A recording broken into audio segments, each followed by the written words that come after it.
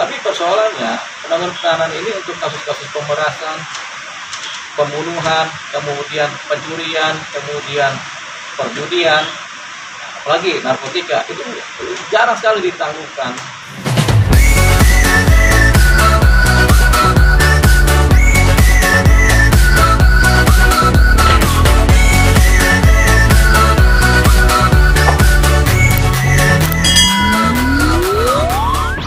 Ditahan ya pasti ditahan. Sebenarnya kita pengen bicara aku ditahan, cuman gak enak juga kan.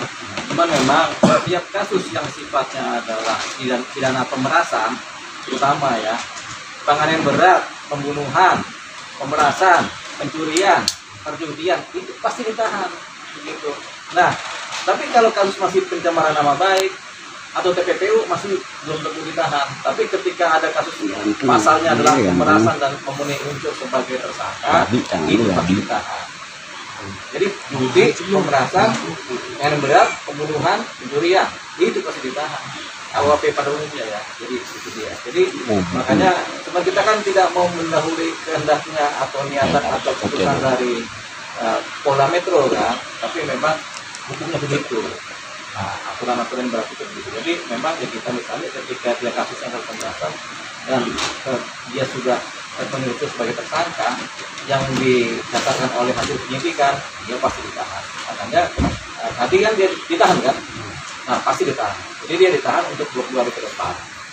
Oke bang, untuk kasus pemerasan sendiri yang notabene dari Sumatera ada TPPU segala macam ya bang, bisa gak sih bang mengajukan apa sih penundaan lah istilahnya bang? Penangguhan. Jadi semua kasus seperti perjudian, pemerasan, kemudian penganiayaan berat, pembunuhan, pencurian itu memang ditahan pasti ya. Tapi kemudian kalau mengajukan permohonan penangguhan penahanan bisa juga mengajukan permohonan penangguhan penahanan. Tapi kemungkinannya kecil untuk ditangguhkan. Mengingat kasus-kasus yang seperti ini tadi ya, karena ini adalah kasus yang sebenarnya berlaku di kalangan internal aparat penegak hukum. Jadi kalau ada orang judi pasti ditahan, sama kayak narkoba pasti ditahan. Nah kalau kemudian kita mengajukan penangguhan penahanan, ya boleh-boleh saja pengacaranya atau keluarganya mengajukan permohonan penangguhan penahanan, tapi kemudian kemungkinan untuk dilepaskan atau ditangguhkan itu kecil sekali gitu. Benar-benar keadaan khusus yang kemudian polisi berani atau penyidik berani kemudian penangguhan. Ya bang, ini kan ada 4 orang ya bang yang dilaporkan. Iya. Yang tersangkanya dia. Ya. Ini yang berteriak overklaim, ini yang di perantara. Ya. Tapi posisinya dua ini kan belum ada sosok ini. Dalam hukum, apakah perantara ini juga berperan, bisa dikatakan sebagai ya udah dia perlu juga sama-sama berperan di sana Ya. juga.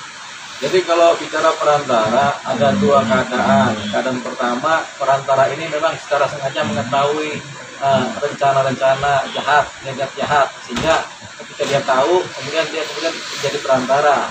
Itu dia kemudian masuk sebagai turut serta melakukan, atau dia sebagai satu persekongkolan jahat.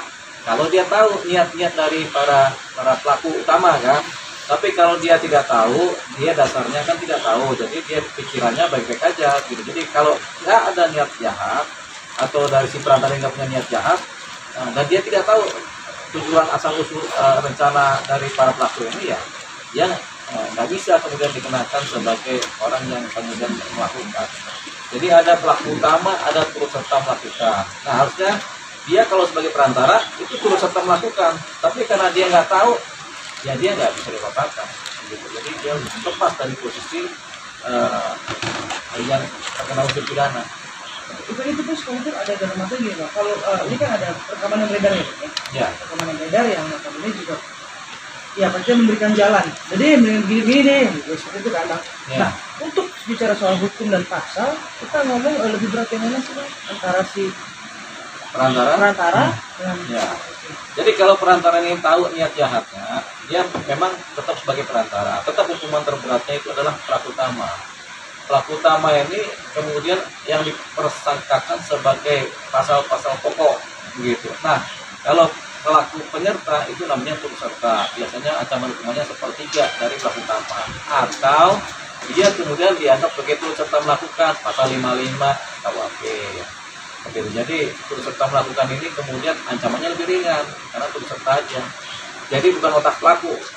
Gitu. Dalam hukum pidana itu ada otak pelaku, ada yang turut serta melakukan, begitu.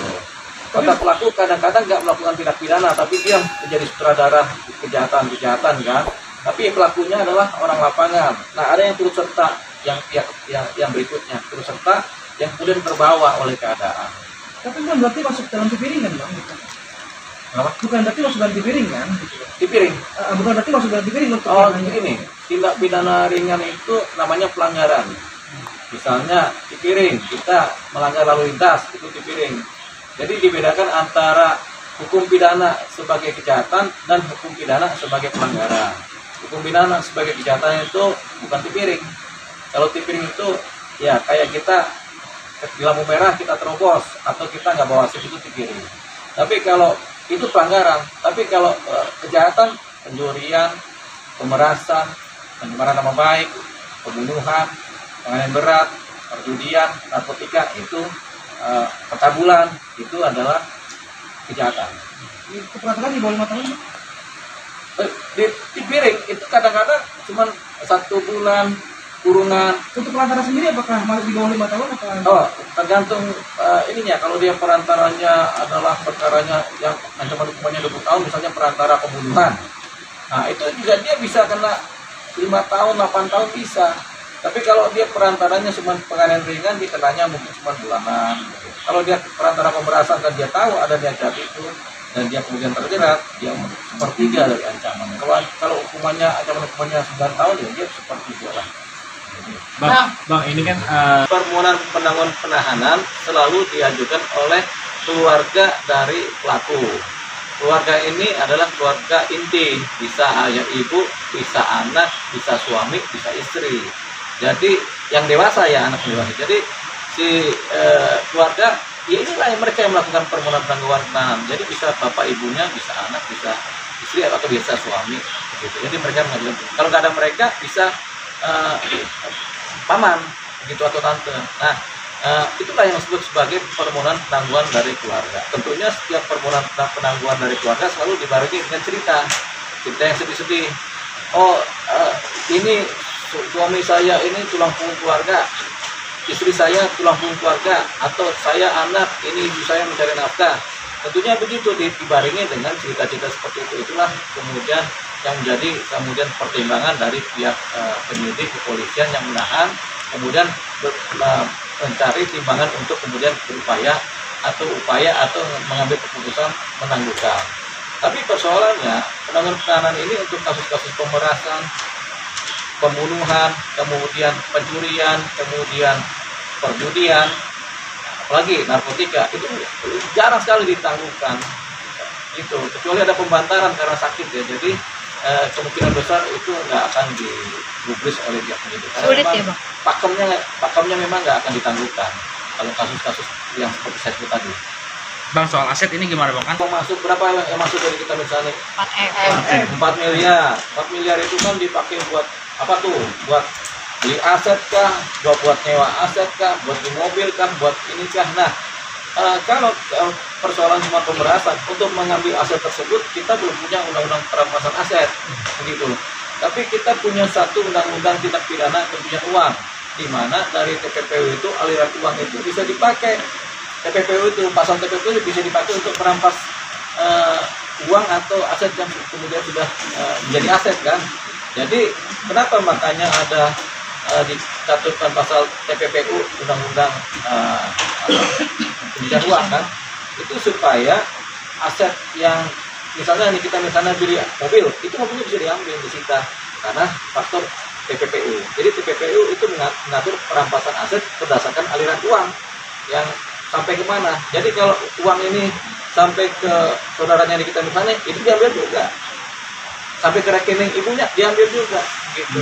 Itu yang namanya undang-undang TPPU. Makanya kenapa pemerasan ini nggak cuma pemerasan tok, TPPU-nya dipakai tujuannya apa? Untuk mengambil aset, mengambil uang, atau mengambil semua uang 4 miliar yang ada yang sudah tersebar. Kan ada uang 4 miliar ini ada dipakai buat konsumsi, beli bensin, beli apa, itu nggak bisa diambil, itu udah kunci. Tapi kalau masih ada uang ini yang kemudian dari antara rekening dipindahkan kemana atau kemudian dipakai membeli dan barangnya ada, itu barang yang disita.